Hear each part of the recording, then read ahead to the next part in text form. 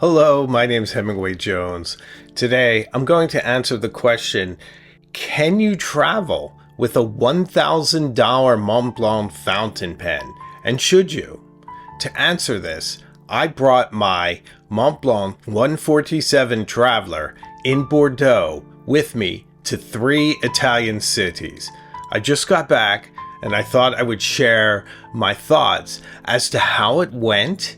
What were the good things? What were the bad things? Why I chose this pen, how it worked, and does it live up to the name of a traveler? So join me today, won't you, as I discuss whether or not you should bring a $1,000 Montblanc fountain pen with you when you travel.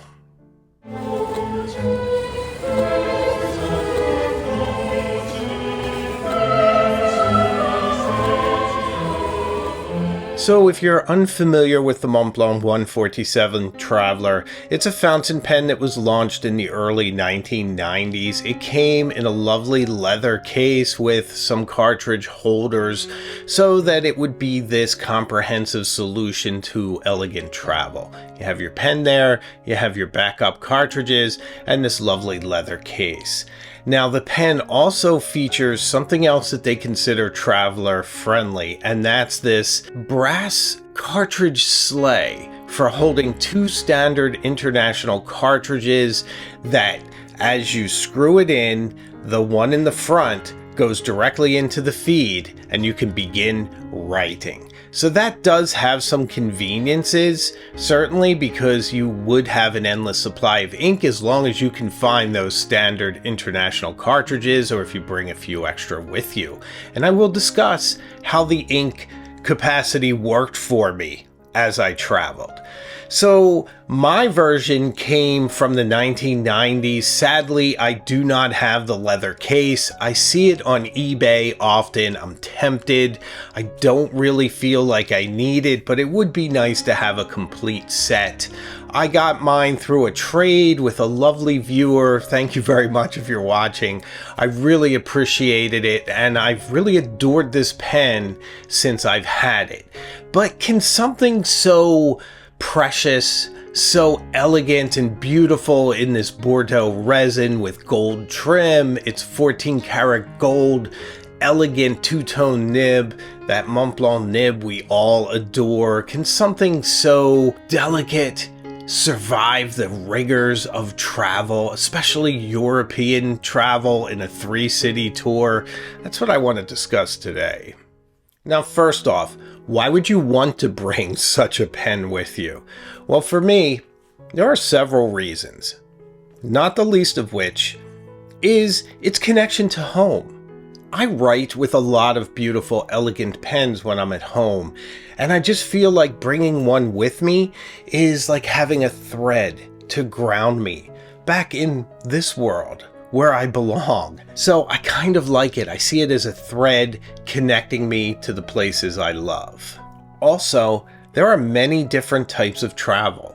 There's adventure travel, there's luxury travel, there's all those different degrees in between. This trip was more toward the luxurious than the camping outdoors type of travel. So something like a bronze or brass Kaweco Sport may not have suited every situation I was in. I was in Rome, Florence, Venice. I spent time in the Borghese Gallery, in the Capitoline Museum, at the Uffizi, at Accademia, in the Doge's Palace. These are beautiful, luxurious surroundings, and I'm funny. I like to match my items with my surroundings. I like them to complement, to have a conversation with each other. And this beautiful Bordeaux Montblanc fountain pen is sort of a signal of elegance and sophistication that just matched its surroundings. If you're going to be around Bernini's Daphne or Birth of Venus, you want the right fountain pen with you. I just felt this touch of elegance while I was writing in my notebook. Also, it has a fine nib, so it was perfectly suited. And it was rather fun too, signing receipts. As an American abroad, our credit cards don't work as well as the European ones, so you're signing your name quite a bit on credit card slips, and it was nice to pull it out. In fact, I even received a few comments where people said, "Oh, you have your own pen," and it's like, of course I did. So those were some of the reasons why I chose this pen. Now let's speak a little bit about how it did. First off, my ammunition in this fountain pen was Montblanc Burgundy Red ink, which is close to Bordeaux. I remember the old Bordeaux Montblanc ink. It was one of my favorites. I wish I still had a bottle of it. But the Burgundy is a very nice color. So I had 2 of those ready to go. And after 11 days of writing, about a half hour of journaling at cafes in various locations, after taking copious notes in all the different surroundings by Ponte Vecchio in various museums, I can say that I never got through the first cartridge of this pen, and that was a lot of vigorous writing. Now, I did bring 2 other pens, but the Montblanc 147 was my main pen for this entire trip. The 3 that I brought, and I'll name those right now, it was the Montblanc 147 Traveler, which we're scrutinizing right now. It was the Kaweco Art Sport in Terrazzo, because how could I not bring that to Venice? And the 3rd was, does anyone guess? The Waterman Edson. But as we discuss, this fountain pen was interesting. So let's get into some of the details.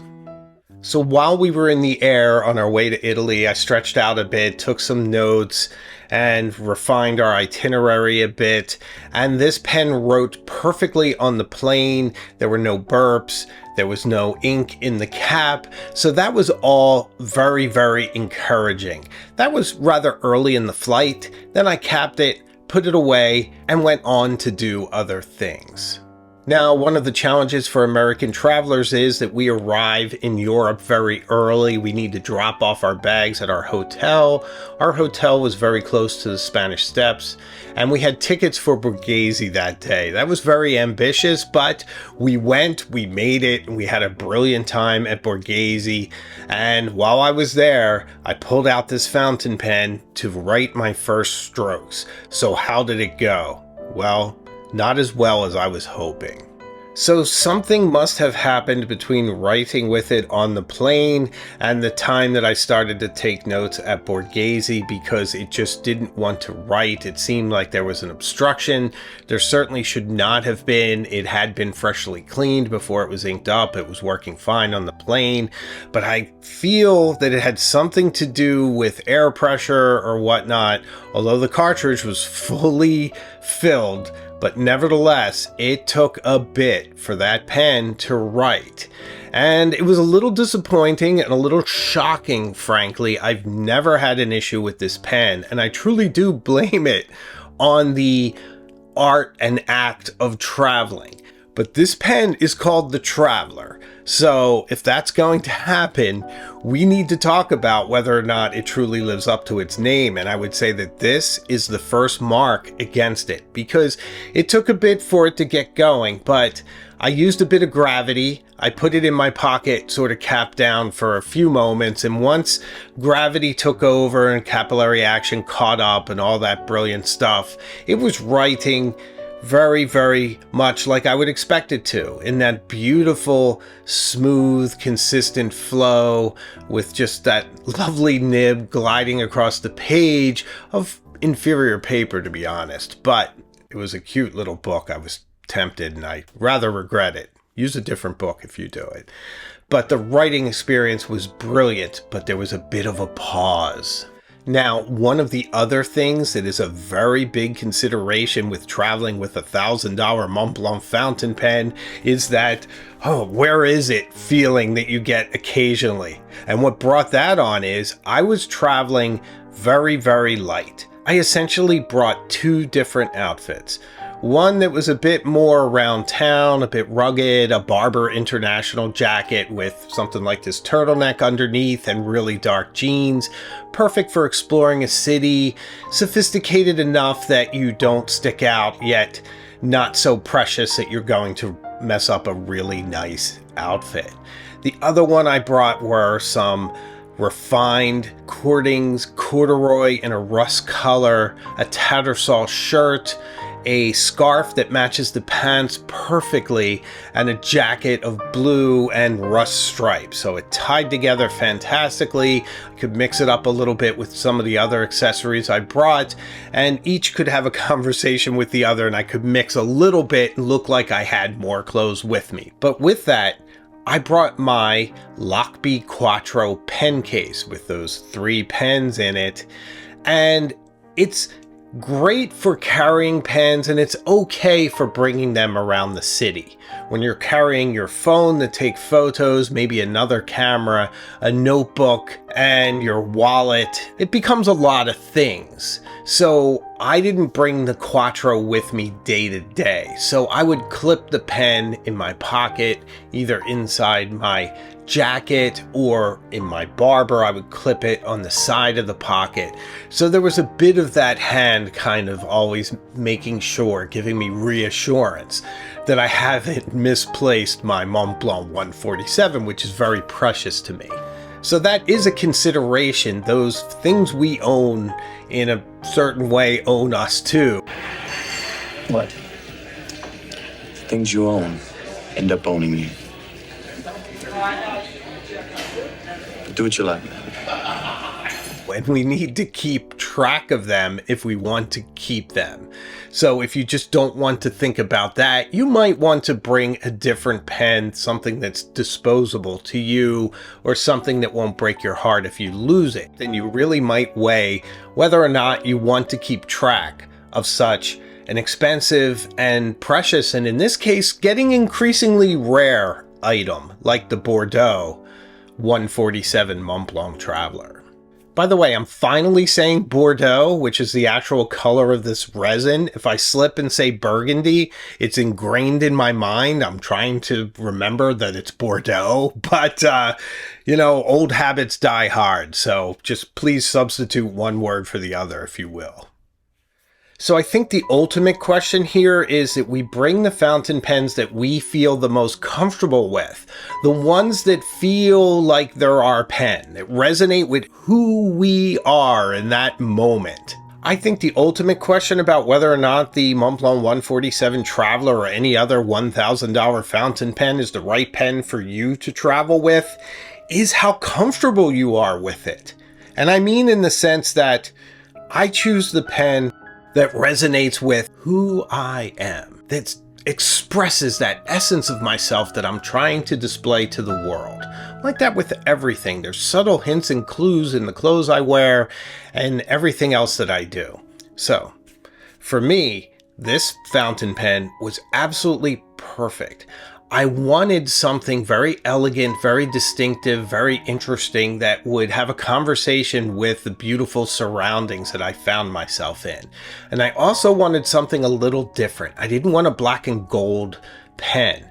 So the Bordeaux was perfect. I loved the photographs after the fact of me being near Ponte Vecchio, having that pen in the gardens of the Borghese Gallery, all of these places. So once it started writing again, it really served me well. And it was brilliant and fun to use and precise, and it had that refined signal that this is an exquisite pen from a thoughtful person who thinks about their choice of a writing instrument. And I think at the end, that's what it's really about. So let me sum up what I think as to whether or not it really lives up to the Traveler moniker.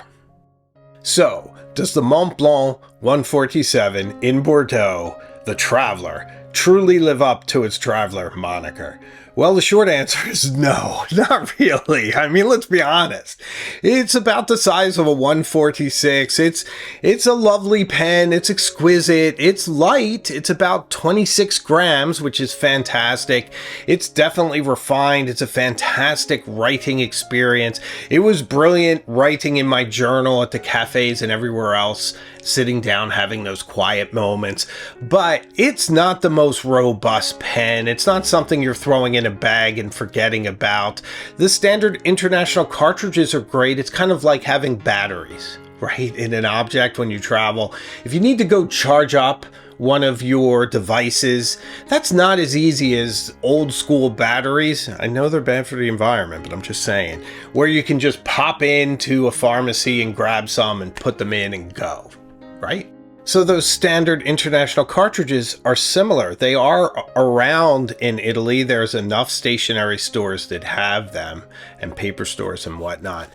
So it is something where you can keep this pen going if you need to. That's definitely in its positive plus column. But it is a delicate pen. It's somewhat difficult to clean, if you will. You could use something like a bulge syringe with a very narrow stem to do the same thing, but these aren't tools that you're probably bringing with you these days of light travel and just carry-on luggage. So that's a consideration. So it is a little wacky to bring this $1,000 fountain pen with you, but nevertheless, there's a lot of joy to using it. It is brilliant. It suits me perfectly, and at the end of the day, I'm very glad I brought it to this incredible family adventure that we all shared together. It was absolutely brilliant. So what do you think of bringing a $1,000 Montblanc 147 fountain pen with me to Italy? Was I completely mad? Let me know in the comments, won't you? And thank you for watching. I really appreciate it. If you haven't subscribed to the channel, please do. Building your presence on YouTube is a challenge, and I just appreciate some help. If you know anybody else who might enjoy a video like this, please send it to them. I'd appreciate that too. And if you want to support the channel even more, membership's available. We have a pen pal group for Cognoscenti and Illuminati members. We do some fun things behind the scenes, so join us. I make new videos all the time, and I have a live show as well, so I can promise you we will see each other again very soon, further up the road, maybe in Italy one day. So take care.